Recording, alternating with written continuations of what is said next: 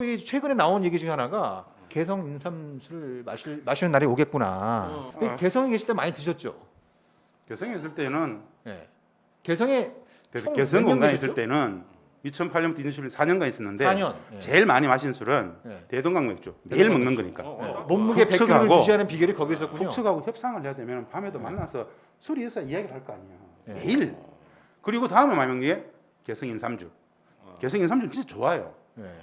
그리고 평양 유경주, 송악 소주, 평양 소주. 근데 압도적으로 대동강 맥주 많이 먹고 송악 소주하고 평양 유경주를 많이 먹죠. 근데 이렇게 북한 술을 마시다 보면 죄책감이 들 때가 없었어요? 전혀. 그러니까 아니 뭐 지금 보니까 이 개성 인삼주를 만드는 회사인 그 개성 인삼 무역회사가 이게 제재 리스트에 올라 있느냐 없느냐 이거 갖고 이제 언론에 많이 나왔었잖아요. 그리고 이제 올라 있으니까 지금 물물 교환 방식으로 남측 기업에서는 북측에 설탕을 주고 북측에서는 개성 인삼주를 남측에 주고 이런 물물 교환 방식의 이른바 작은 교역 얘기가 나오다가 개성 그렇죠. 인삼주를 만드는 회사가 제재 리스트에 올라 있다. 뭐 이래 갖고 이게 지금 무산될 위기가 처해 있는데 네, 이거 그러니까 논리는 그런 거잖아요. 사실 이거 언론부터 지금 이한간의 남북 관계를 가지고 늘 왜곡 오도하는 게 일상의 분단체제의 모습인데 개성 고려 무역 인삼 주식회사는 이 개성 인삼을 만드는 제재 대상이 아니에요. 사실 아니라고. 나중에 또 한 발 물러서 가지고 우려 대상이다. 무슨 말도 안 되는 소리입니까?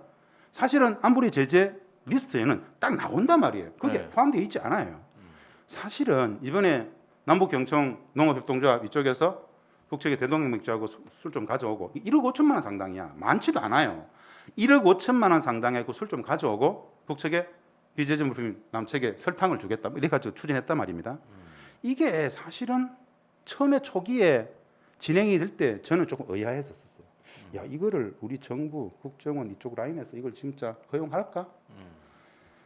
명분상은 북측의 그 상대 이 개성 고려 인삼무역회사 이것이 제재 대상 회사일 가능성이 높다. 그렇기 때문에 끊었다 했지만 사실 그거는 이미 아닌 걸로 드러났어요. 네. 아니에요. 그리고 사실 말하는 뭐당 39호실 통치자금 그 되는 대성회사 그쪽하고 관계가 없다는 건 다 알아요. 근데 왜 이걸 석연찮게 이걸 드랍시켰는가? 제가 보기에는 이것을 추진했던 남북경청 농협동조합 이 회사하고 통일부의 관계가 진짜 안 좋은 것 같아요. 정부하고. 해당 기업하고 해당 기업하고 관계 진짜 안 좋은 정부하고 것 좀 같아요. 사이가 안 좋았다. 그쪽에 이게 이 사업이 신뢰할 수 있는 사업이냐? 진짜 설탕이 가고 술이 오는데 아무런 문제가 없느냐? 네. 정빙 자료를 내라 계속 내라 그랬고 네. 이쪽에서는 낼 거 다 냈고 이거 일을 하자는 거 말거냐 계속 좀 갈등이 엄청나게 있었던 것 같아요. 예. 그러면서 이쪽 조선 개성 고려 인삼 무역에서 이거하고 직교육도 아니에요. 중국에 회사가 하나 있어요. 중국을 통해서 들어오는 거예요. 예. 별로 문제가 없어. 근데 결국 이것이 드랍되고 안 된 과정에는 이것을 추진했던 회사와 정부의 관계가 매우 안 좋았던 관계. 유엔하고 관계가 없다는 얘기. 아니 북측 이게 기업이 아니라 남측 기업이 정부의 일종의 제재 우려 대상이었네요. 이거 뭐냐면요. 제가 이분을 만난 적이 있어요. 3주 전에 만났어요. 이 소위 말하는 남북 경총 농업협동조합 이번에 이 물물 교역을 추진했던 황 이사장을 만났어요. 내가 어떻게 이 진행이 되는지 물어봤단 말입니다. 본인은 뭐 속에 막 부글부글 끓더라고. 예. 정부에 대한 막 이 불신 도와주는 것이 아니라 이를 해방하고 있다. 근데 또 정부 관계자의 말을 들어보니까 그 사람에 대한 신뢰가 그렇게 높지 않더라고. 예. 이 갈등이 기본 갈등이에요. 근데 이것이 한번 우리가 왜 3, 4주 전에 신문에 나왔지 않습니까? 언론 나왔지 않습니까? 막 성사된 것처럼. 그러니까요. 그러고 3일 만에 만났단 말입니다. 딱 만났는데 이 황희사 한야이가 안 될 거예요. 안 되는 모양새를 내가 언론에 언론에 이제 흘리고 언론에 기사를 함으로써 안 될 사업을 밀어보고 싶다는 것 이렇게 얘기하더라고요. 안 될 것 같은 것을 언론에 공표하면서 치고 나가서 뭔가 성사시키고 싶었는데 그러니까 이제 통일부 장관이 그 7월 27일 날 취임하면서 이인영 통일부 장관이 네. 취임하면서 이른바 노두돌 1, 2, 3 뭐 그렇죠. 이렇게 얘기하고 뭐 이제 물물 교환 방식의 작은 교역을 얘기했는데 그러던 차에 이제 지금 그 북측의 그 개성 고려인삼 무역회사하고 남측의 네. 남북 경총 농업협동조합 이 회사 예. 사이에 이제 이게 뭐 이렇게 물물 교환 방식의 그 뭐 협상이 진행되고 있으니까 이걸 하나의 이렇게 성과처럼 먼저 얘기를 했는데 해버렸어요. 말씀은 이제 추진은 이제 그게 이게 지금 성립이 남측 기업이 되려면 협동조합이 사실은 뭐 교류협력 사업부터 이렇게 서류가 많이 들어가야 되잖아요. 예. 서류를 통일부에서 이 협동조합에다가 몇 차례 요청을 했던 모양이에요. 네. 나름 갖다 주고 했는데 더 이상 갖다 줄 거 없는데 일을 안 도와주려는 듯한 느낌으로 계속 얘기하더라고. 딱 들어보는 순간 내가 이거 안 되겠구나. 네. 아니나 다를까 결국 뭐 국회 정보위에 소차관이 가가지고 이야기를 하고 있는 과정 속에서 언론 나오기는 어떻게 나왔습니까?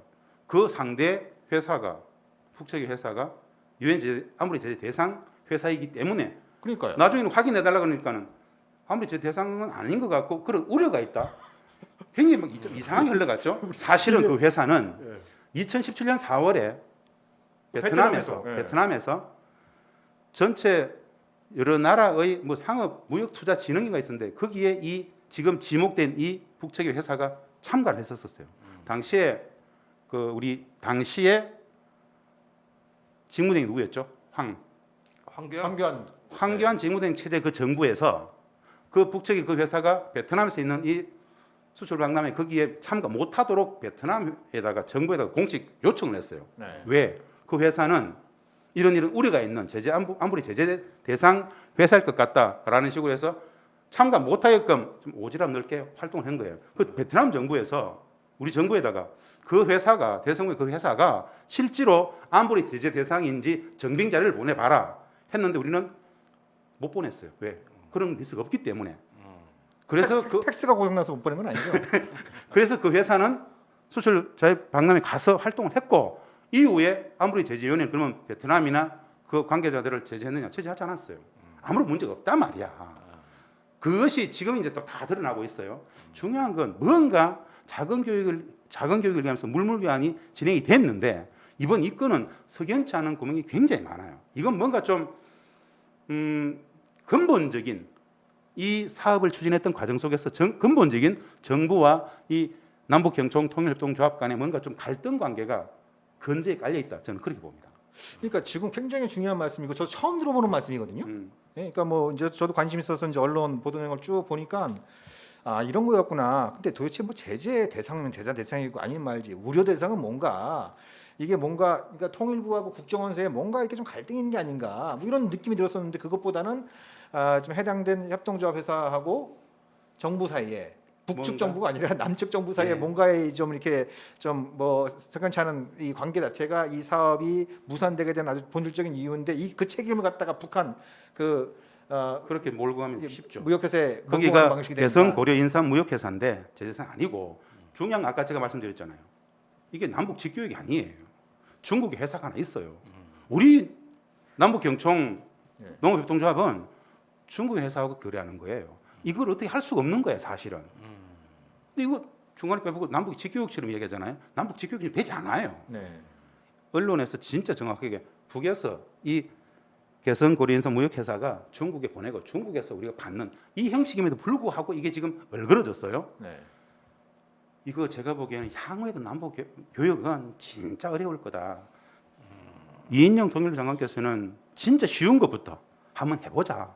4.27 9.19가 교착 상황 속에서 지금 안 된 상황 속에서 안 풀리고 있는 상황 속에서 쉬운 것부터 물물간 이런 거라도 한번 해보자고 지금 말씀을 하셨지만 제가 보기에 그 조건 자체가 제가 보기에는 특별히 우호적이고 호의적인 것 같지는 않아요.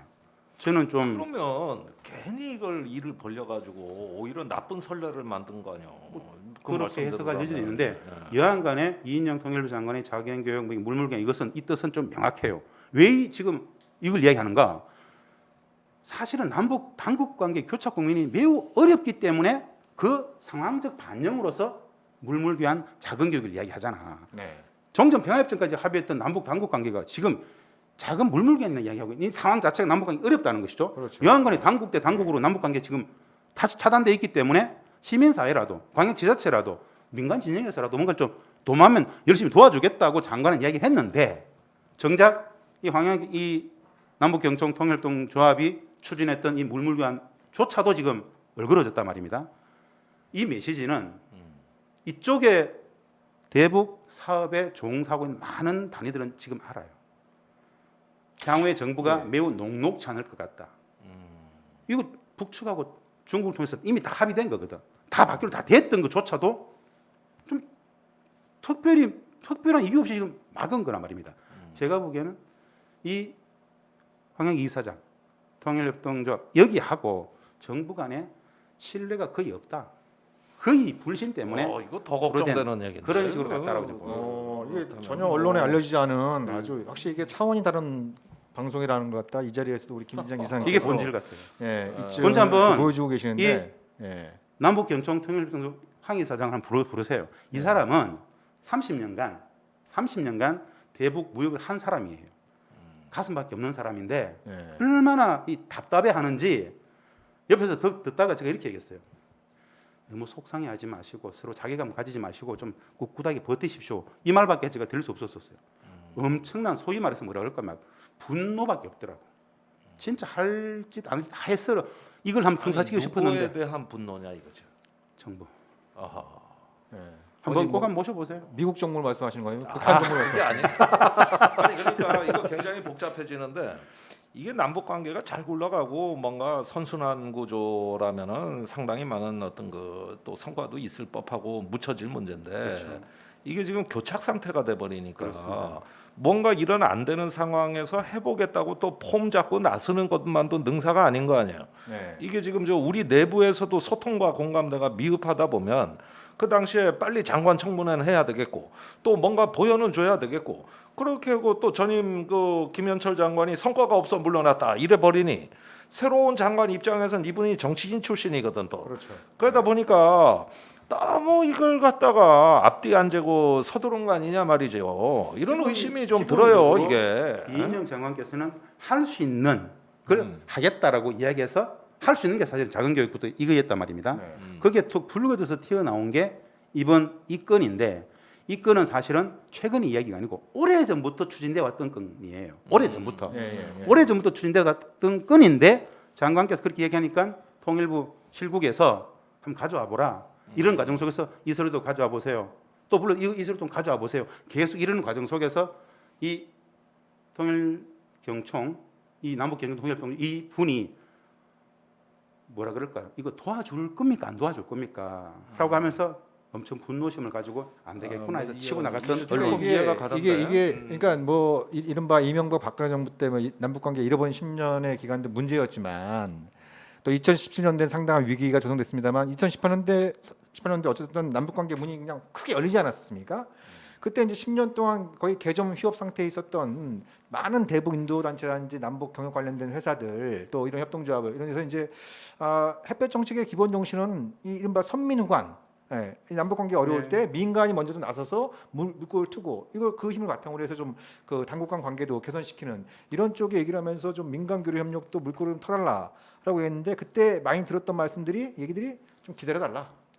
좀 북미대화 잘 되면 그때 가서 하면 되지. 지금은 괜히 그렇죠. 했다가 뭐 이렇게 문제 그렇죠. 일으키면 더 큰 문제가 벌어질 수 있으니까 좀 기다려달라. 뭐 이런 거였던 거거든요. 네. 근데 기다렸는데 이게 뭐 무슨 뭐 북미 대화가 잘 된 것도 아니고 남북 관계는 문재인 정부 출범이라 좀 최악의 상태에 빠져들고 있고 이러면서 이제 통일부 장관이 바뀌면서 뭔가 기대를 갖고 이렇게 했는데 장관은 바뀐 상황이니까 이제 뭔가 본인은 실적을 예. 내도 하고 싶어요. 하고 싶어하는 아주 부분이 있고 의지가 굉장히 높아요. 네. 뭔가 하고 그 싶어 의지 하는데 자체는 좋다 이거예요. 그렇죠. 네.